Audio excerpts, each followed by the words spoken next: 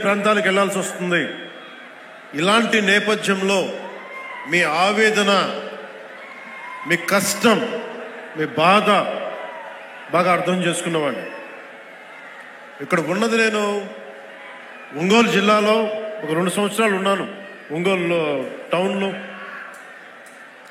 ఒక 6 నెలలు కనిగిరిలో ఉన్నాం. అప్పటి నుంచి ఇప్పటికి కూడా కేవలం నీటి సమస్య, తాగునీటి సమస్య.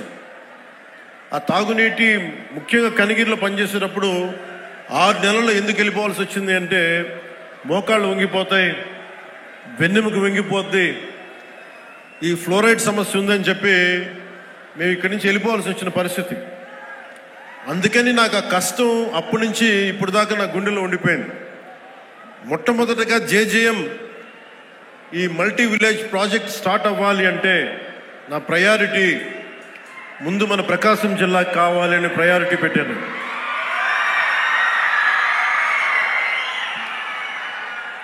అలాగే మీకు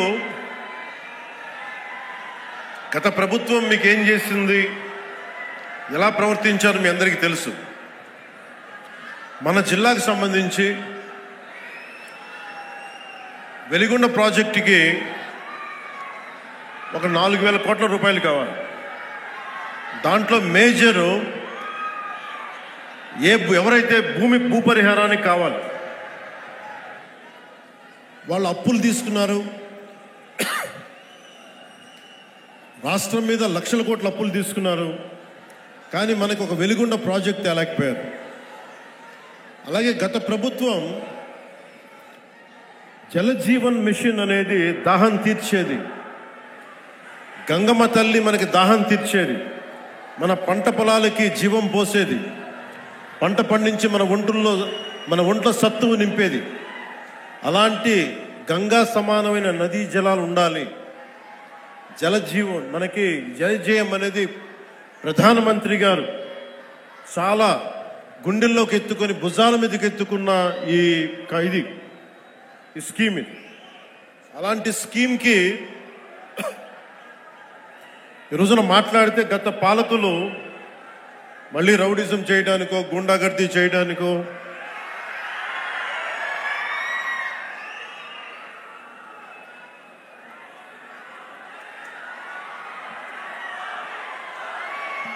మళ్ళీ గుండాగర్దీ చేయడానికో, రౌడిజం చేయడానికో అలాంటి భావన మళ్ళీ ఉంది.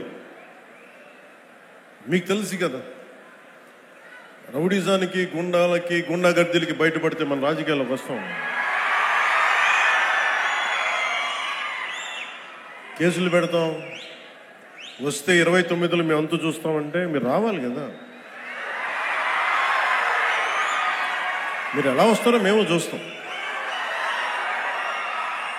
నాకు వారి మీద, వైసీపీ నాయకుల మీద ఈరోజు చెప్తున్నాను, మొదటి నుంచి చెప్తున్నాను, వ్యక్తిగతంగా నాకు ఎవరి మీద కక్ష ఉండదు.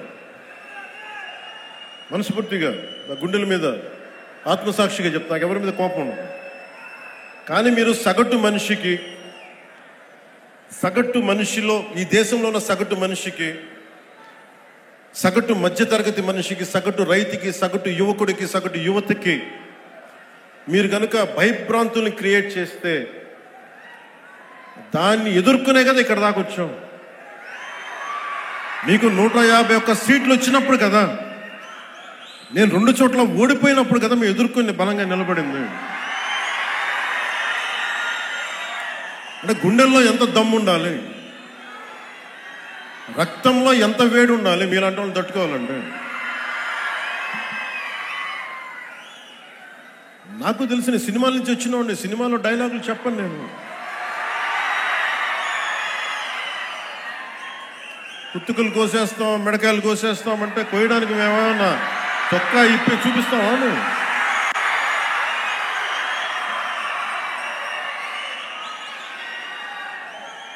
నేను సినిమాలో డైలాగులు చెప్పడానికి కూడా ఇబ్బంది పడతాను. సింహం గడ్డం గీసుకుంది, మేము గడ్డం గీసుకోలేదు. ఈ సరదాగా ఉంటాయి మిమ్మల్ని చీరప్ చేయడానికో, సరదాగా చేయడానికి. నిజంగా గడ్డం గీసుకుంటే దరిద్రంగా ఉంటుంది. చూడండి, ఆలోచించండి. స్నానం చేయకుండా, మట్టి కొట్టుకుంటా, అంటే ఇవన్నీ ఏంటంటే సినిమాల్లో చెప్పిన డైలాగులు. అవి ఎందుకు చెప్తున్నానంటే సందర్భానుసారంగా చెప్తున్నాను.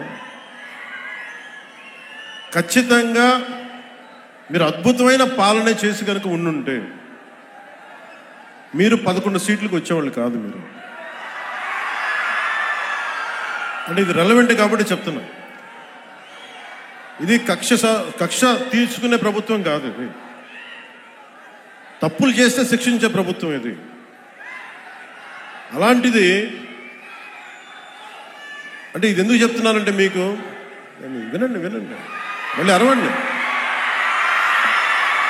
మీ ఉత్సాహాన్ని కాదండి, మీరు వినండి. అంటే మీరు అరుపులు అరుచుకుంటూ వెళ్ళిపోతున్నారు, వాళ్ళేమో బెదిరిస్తామన్నారు, కోస్తామంటున్నారు. మళ్ళీ మీ ఎర్ర జెండా శక్తి తెలియదు వాళ్ళకి. మీ గుండెల్లో ఉన్న ఆ వేడి రక్తం గురించి తెలియదు వాళ్ళకి.